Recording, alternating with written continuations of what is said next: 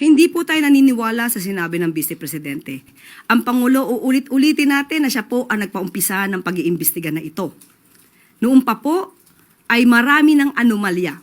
Since 2020, sinabi na po natin na marami na pong ghost projects pero wala pong ganitong klaseng pag-iimbestigang nangyari. Hindi inalintana ng Pangulo na kung sa panahon niya ito maimbestigahan, wala siyang magagawa kundi pa imbestigahan to para sa taong bayan.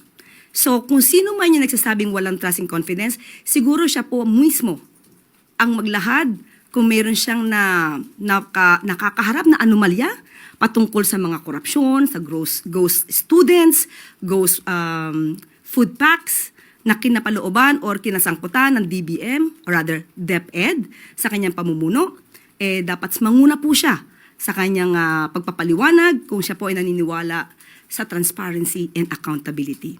So sinabi po natin, huwag magmalinis ang hindi malinis at huwag magpakabayani ang hindi bayani.